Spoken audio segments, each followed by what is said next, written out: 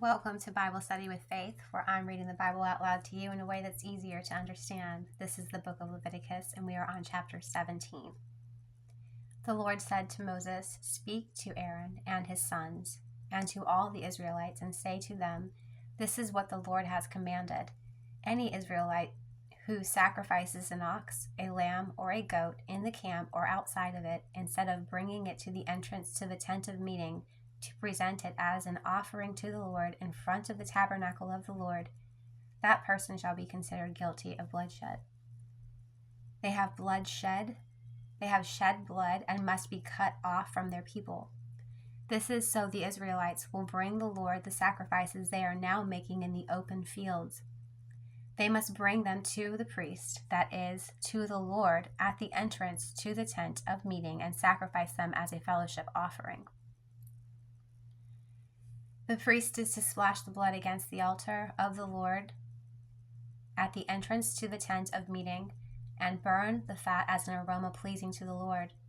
They must no longer offer any of their sacrifices to the goat idol, to whom they prostitute themselves. This is to be a lasting ordinance for them and for the generations to come. Say to them, any Israelite or any foreigner residing among them who offers a burnt offering or sacrifice and does not bring it to the entrance to the tent of meeting to sacrifice it to the Lord must be cut off from the people of Israel. I will set my face against any Israelite or any foreigner residing among them who eats blood, and I will cut them off from the people. For the life of the creature is in the blood, and I have given it to you to make atonement for yourselves on the altar. It is the blood that makes atonement for one's life. Therefore I say to the Israelites, none of you may eat blood, nor may any foreigner residing among you eat blood.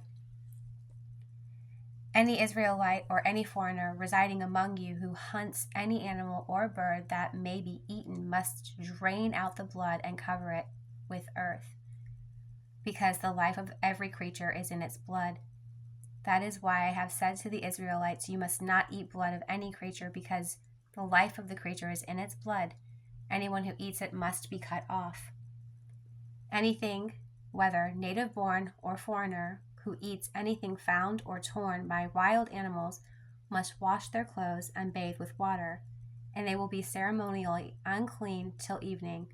Then they will be clean.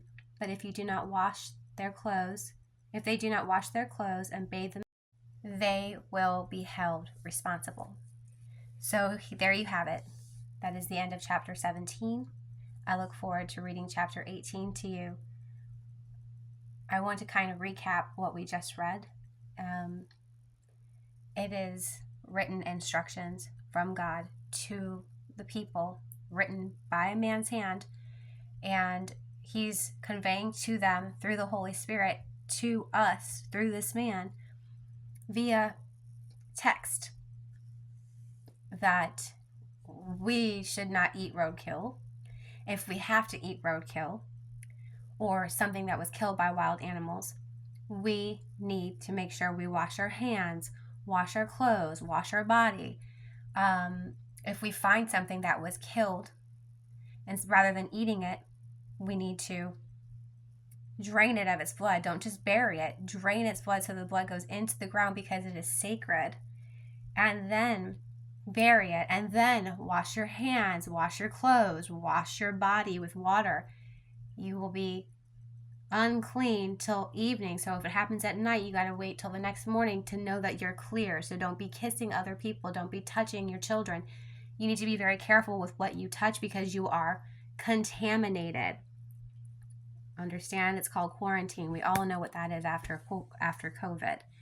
It's instructions on how we treat our food, because bacteria and things like that, that's what we call it today. This is scientific explanations for something spiritual. Things are attached to these dead animals that you don't want getting on you, okay? Because it can make you sick, your children sick, your wife and husband sick, anybody that you come into contact with, because you ate this food. So you need to be careful to follow the instructions of draining its blood. If you eat it, make sure you wash and quarantine yourself. Keep an eye on yourself to make sure you didn't catch something. Don't ever drink the blood of anything, ever. Don't undercook your meat. Cook it all the way. I know it's tasty. I know I miss steak. I miss bacon, okay? I miss bloody steak. Sometimes we get used to eating weird things. Culturally, we eat pig. Not supposed to eat it. Not supposed to eat cow. I didn't make the rules. And God didn't even make the pig or the cow. If you do your research like I did, you will find out. And you got to really dig. You can't just Google it and read the top of the page, because you're going to have to go like 15 pages now, because back when I studied it, it was probably like 5 years ago. And again, about 3 years ago, I can't find the same research now that I found then online, but I have it in here and here, and from there, Holy Spirit feeds me, just like Holy Spirit will feed you. All you have to do is open your heart and open your mind so you can hear the words that they are telling you.